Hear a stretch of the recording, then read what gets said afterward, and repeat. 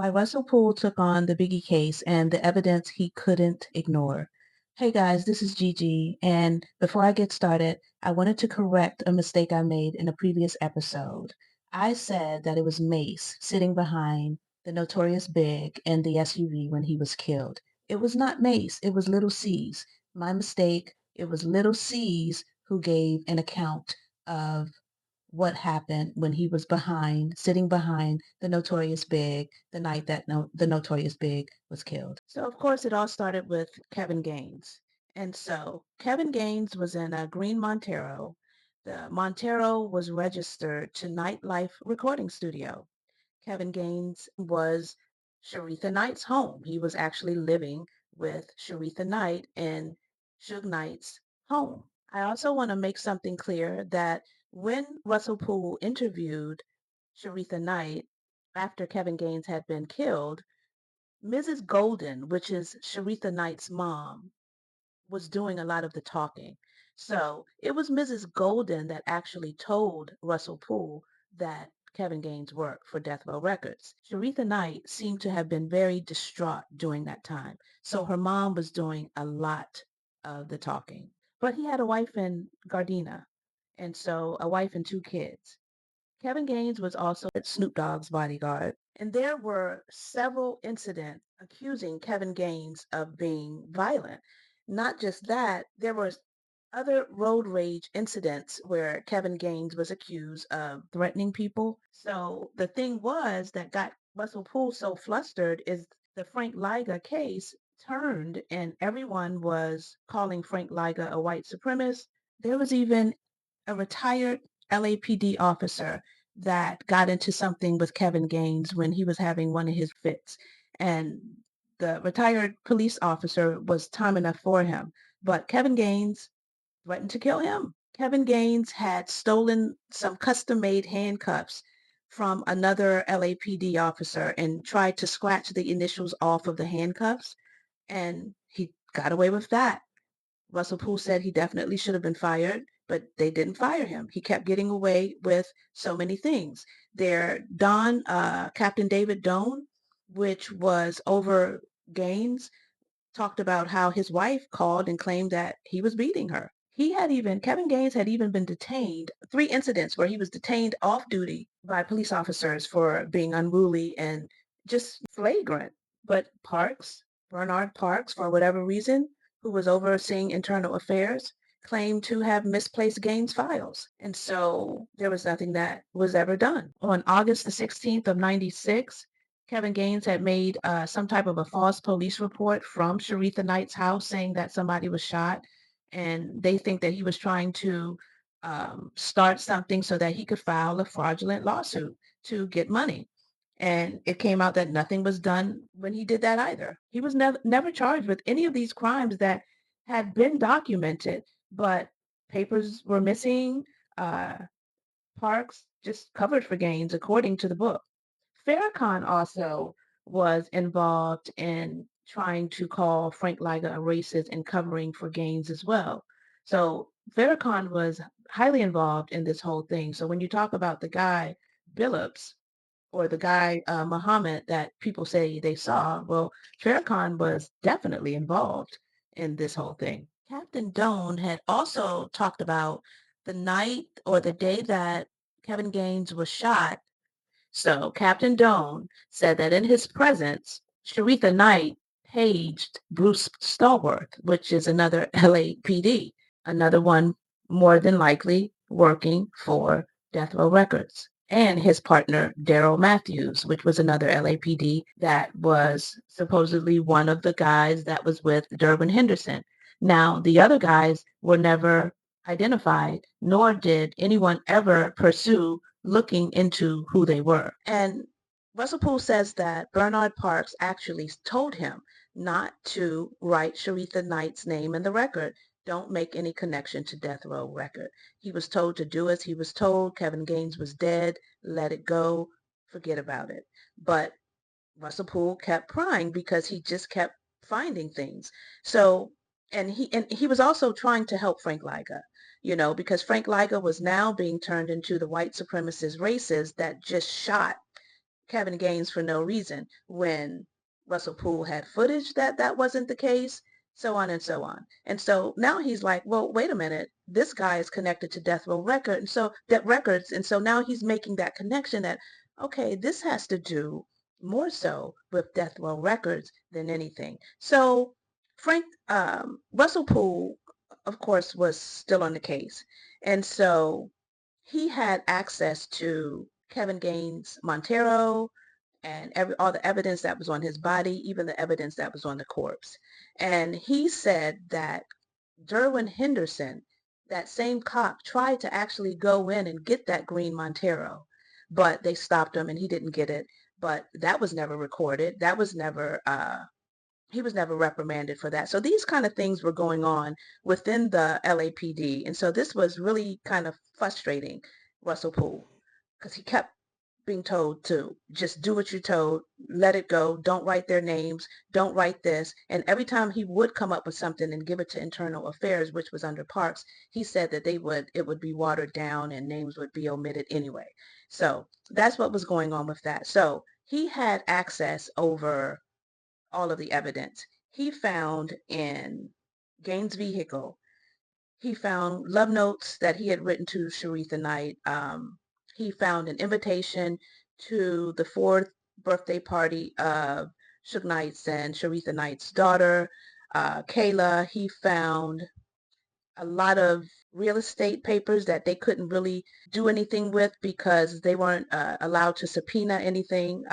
Russell Poole wanted to subpoena some of this real estate and financial statements. They weren't able to do that because they weren't allowed to. They found a pay stub from Suge Knight to Sharitha Knight for $10,000 and it was titled monthly allowance. They found 3 pay stubs in Kevin Gaines' pocket from LAPD. They found a business card in his pockets with a security company embossed with Bruce Stallworth's name on it.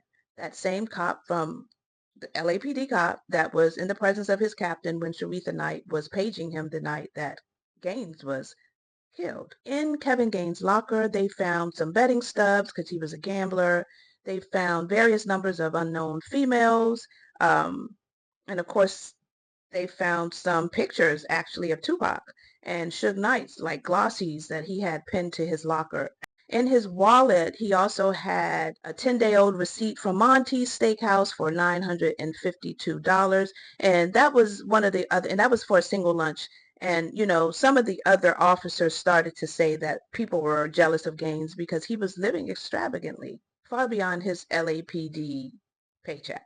And informants were also saying and telling Poole that he was a blood. He had 10 credit cards in his wallet that had extravagant limits. He had a Mercedes, he had a BMW, he had a Ford Explorer. Like I said, the green Montero wasn't even his. It was connected to Nightlife Studios, so that they owned that. And that green Montero, they also had narco dogs sniff it out, and there was evidence of drugs, and they think that that car was used for trafficking. So they don't know if that was used for trafficking by Kevin Gaines or just through that Nightlife studio. And like I said, he had a lot of real estate papers that they couldn't really make out because they weren't allowed to do anything with it or ask any, subpoena anything. And by this time, things were kind of getting to the point where it was getting really clear, and there was an undercurrent in the LAPD that there was this sect of guys working for Death Row Records, and their allegiance was not to LAPD. Their allegiance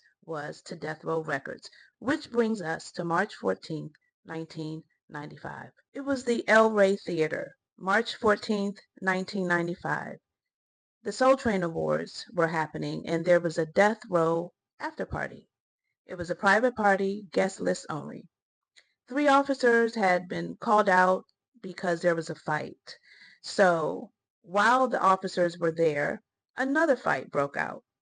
When the officers turned, they saw a young man by the name of Kelly Jamerson being hit over the head with the bottle. Then they saw a group of a dozen or so black males run over to Kelly Jamerson and start stomping him out. According to the book, by the time the LAPD officers broke it up, Jamerson was dying. Just as they broke that up and got to Jamerson, 400 or so, they say, people just started exiting the theater as the police officers were trying to protect Jamerson.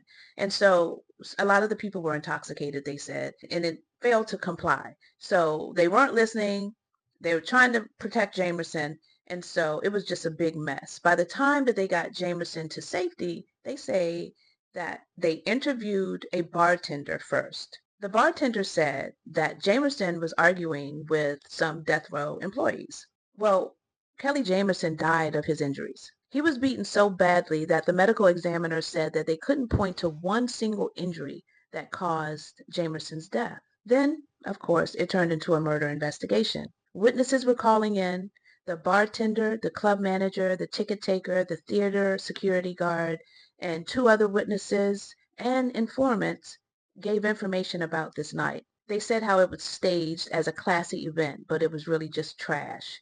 They said that they had a big ice sculpture of death row records in the middle of the floor, and that a bunch of white strippers, primarily, were walking and fancying around half dressed. They said that the rapper Snoop Dogg performed Murder Was the Case. Snoop Dogg threw up gang signs, infuriating Bloods.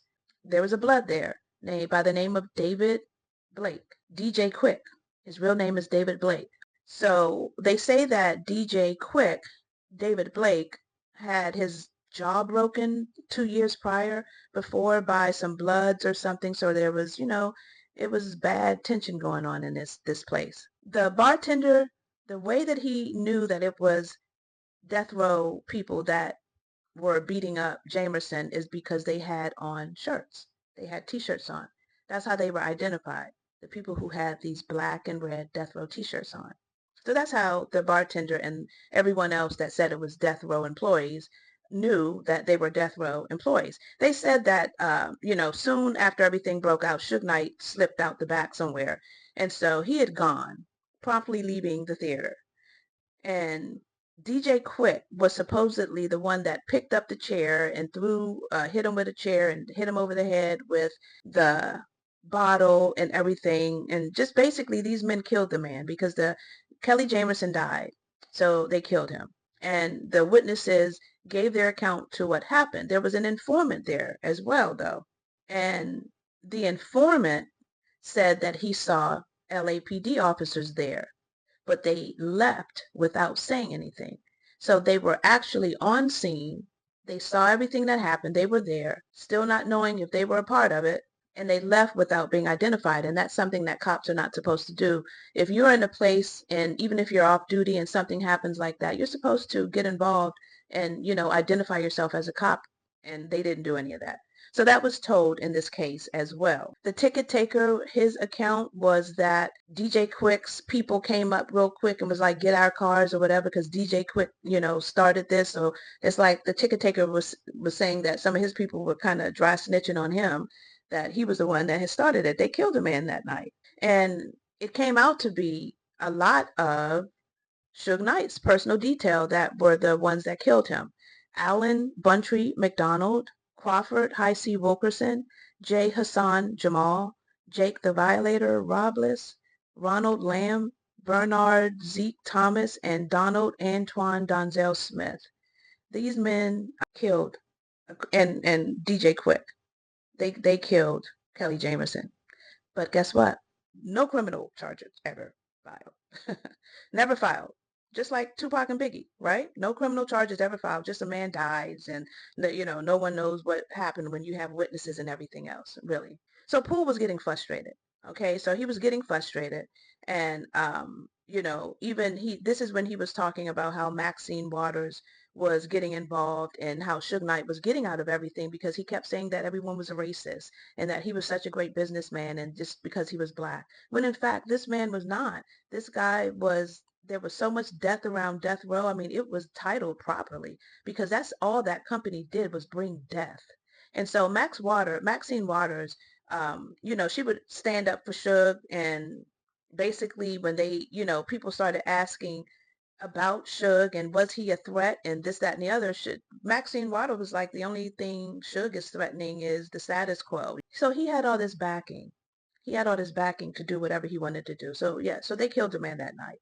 people started to really talk. They started saying that Suge Knight was actually really a drug dealer, and he was dealing drugs out of Death Row Records, and actually, according to the book, he was paying people, some of his artists, with drugs instead of money for them to go and flip in the streets. People just again started talking. They said that he was buying drugs and buying them for 18,500 off the West Coast and selling it back to the East Coast for 26,000, you know. And so on March the 31st, Russell Poole got a memo. The memo was from a guy named Stuart Guidry, another LAPD officer. He contacted Poole and said that he had an inmate in Lancaster State Prison that he insisted was the person who funded Death Row Records. This person was also an informant. Now, this is interesting to me because in Keefe D's book, Compton Street Legend, he talks about this same man. And if you go back and if you look at my video about Compton Street Legend, you'll see that I have just a man up there with an X, right? Because this person is never named.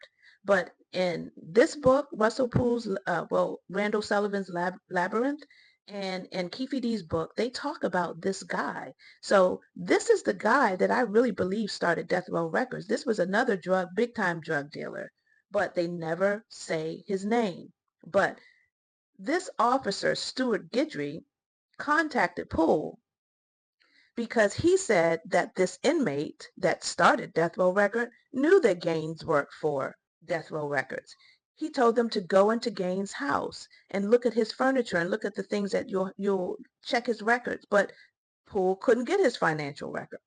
He told how Death Row police, LA police officers were working for Death Row Records. He told them that they were doing various criminal activities for Death Row Records, monitoring police frequencies, giving them protection for drug transactions, getting them places where it would be secure for them to make the transaction. So when he got this information from Stuart Guidry, Poole renewed the request for more investigation into Gaines and couldn't get it. Poole was adamant. He was so angry. He said the average person that had that much information would have been able to get at least a subpoena to subpoena records, something. But you got to remember also, they knew that Russell Poole was going to help Frank Liger. And see, at this point, Kevin Gaines was suing. And they wanted, they obviously wanted him to win. He had Johnny Cochran on the side. They wanted him to win. So they wasn't giving Poole anything. So a lot of the information that he gave, a lot of the information that he turned in, you probably won't find it. Actually in the book, they say that he says that the FBI and some other people came and got copies of those files. So he does say that the LAPD did get copies, and so did the FBI. And so that's how he got involved. That's how he got involved with Biggie's case. He said, no, this isn't right. And that information that he received from Stuart Guidry, that information made him say, okay, no, we are going to look more into Kevin Gaines because now they're saying Kevin Gaines had something to do with the Notorious B.I.G. This is Gigi, guys. Hang in there with me. I'm going through this book, Labyrinth.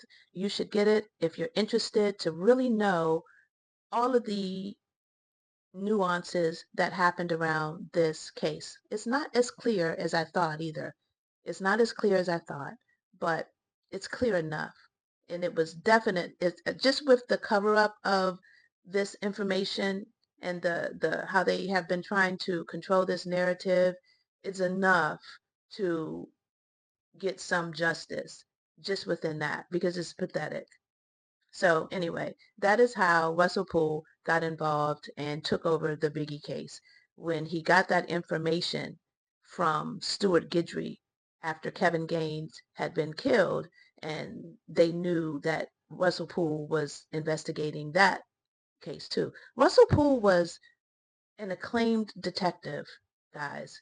I don't understand why people listen to people like, what is it, Neckbone? Somebody said was on there, Pig Feet or Hog Muck. I don't know. All of these people that have all these stories that you guys are listening to with a bunch of stories, and you won't listen to and evaluate the detective that is telling you where everything is leading. And I'm not even halfway done with all of the information. I might not even be able to cover all of the information in this book, Labyrinth, as to how Russell Poole is just, and Randall Sullivan is connecting everything, because it is just a web of a whole bunch of stuff.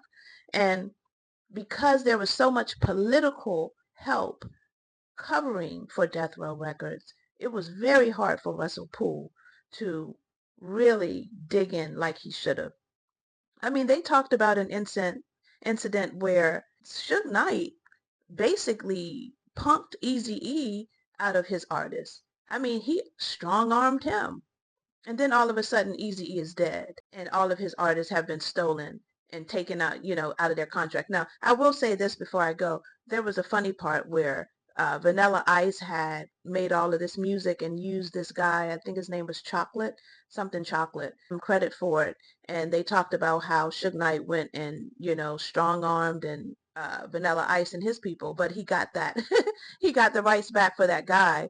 So I was happy about that, because, you get tired of people ripping people off. But anyway, I thought that was kind of funny. So that was one good deed it seemed like he did. He got the rights back for Chocolate, because that Vanilla Ice was trying to take. But Death Row Records was really not a good place, and they have so much blood on their hands. And I just, it's just funny how these people think that they're going to get away. None of us get away with anything, so I'm not pointing fingers. I'm not going to get away with my stuff. No one is. So, it's just pathetic, the death that has been behind Death Row Records. But anyway, I'm rambling. This is Gigi again, and I just wanted you guys to know how Russell Poole got involved. And it was because of that whole El Rey Theater incident where Kelly Jamerson, God rest his soul, I don't know who he is, was murdered by Death Row employees. And when Guidry contacted Poole to tell him that that inmate said that, and that there was some connection, or that he had with information that he killed Biggie or was involved in the Biggie killing, that's when Russell Poole took over the Biggie case. And it just got harder for him from there. So anyway, peace. Talk to you later, guys. Bye.